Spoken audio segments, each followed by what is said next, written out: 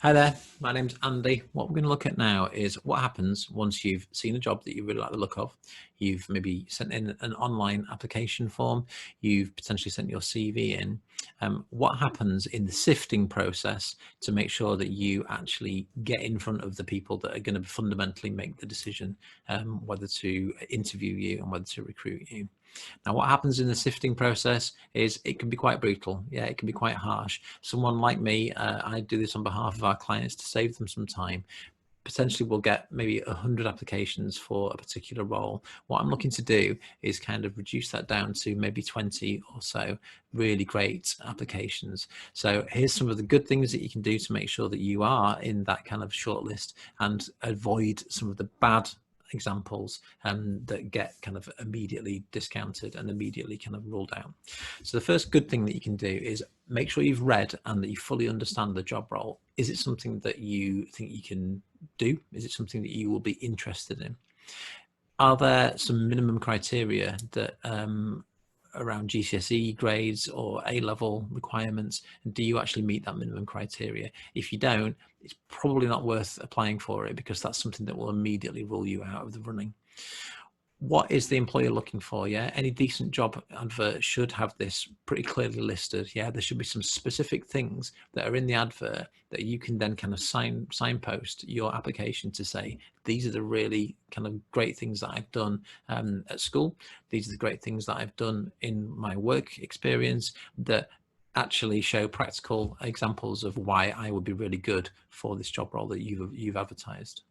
Make sure everything's relevant, but also make sure it's succinct. Yeah, we're not at this stage looking for a massive essay about what makes you brilliant. We're looking for some succinct kind of ideas. Yeah, if I'm looking at an application, if you've got good grades, yeah, brilliant, tick. And actually, have you put in some stuff on there that's really relevant and addresses the job role that makes you stand out as a really great candidate? This may sound strange, but consider your commute. If you live miles away, like 30 miles away from the office, how are you going to actually get into work Monday to Friday? Yeah, that's something that I will take into consideration if it's not clear, you know, that on a Monday morning when it's raining in November, are there going to be some worries about how you're actually going to physically get into work? That's something that could rule you out. So if there is something that needs to be pointed out, make sure it's in there. Make sure that your application and your CV is really neat and well set out. And we'll have a look at some examples of CVs in a second. Some bad things to avoid, that copy and paste approach. So I've mentioned that you need your application to be relevant to the job role. It's very easy sometimes to just bang in an application that you've kind of used for the last kind of 3 or 4 different job roles.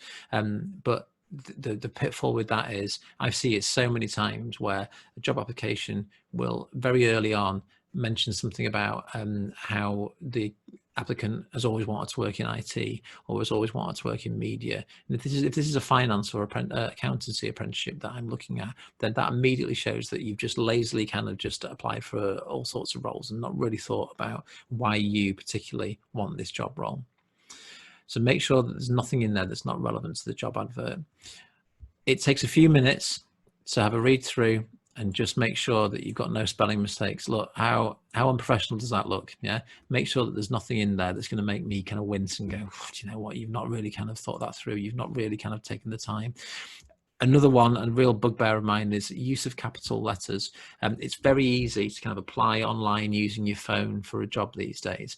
But if I see an application where there's just no use of capital letters whatsoever, so on your name, your address, street names, employers that you've used, you know, if you've worked in Starbucks, has that got a capital S? It should have. It's professional to kind of, if you can't put together a professional document on application for a professional role, then I'm going to probably rule you out. You know, if your GCSE subjects titles haven't got a capital letter, if your grades are not in capital letters, it sounds pedantic, but it's something that I particularly will rule people out because they've done that. And incomplete information, make sure, particularly things like grades, yeah, grades are really important. I know you probably rolled your eyes when your parents were, or teachers were saying that you have to get good grades, but it is a very clear marker that you've kind of put the work in and that you're dedicated.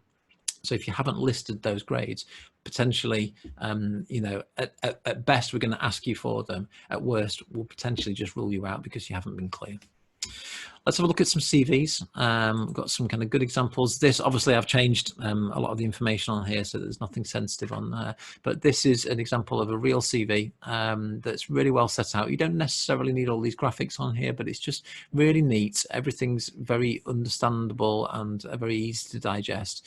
There's a whole kind of page of work experience there. Education's all nicely set out, and there's some other bits and pieces of additional information that's really, really useful. This one, this bad example, I've obviously changed loads of. I've changed all of the kind of text on here so that you can't kind of trace it back, because it would be mean for me to kind of put someone's details on here. But this is a real CV in terms of the format that the person put on here, and it's not the worst CV that I've ever seen, but it just sticks out that it's not, there's no kind of bold text, there's nothing kind of pointing out what are the titles and which are the kind of the body of the actual kind of the paragraphs. The education wasn't very clear. Within the education section, there was a whole paragraph relating to work experience that should have been above. So it was just very kind of quickly put together and just not very well kind of thought out. There was a whole heading that said references, but nothing underneath it. You don't have to give references at this stage, but having put that heading in there, it needs to kind of have some information on there. So hopefully that is a bit of kind of a few tips as to good things and bad things that you can do to kind of get past this kind of mean gatekeeper that does my kind of role, that kind of sifts these applications, and hopefully it'll get you to that next stage so that you can kind of shine at the interview stage. Hope that's been helpful.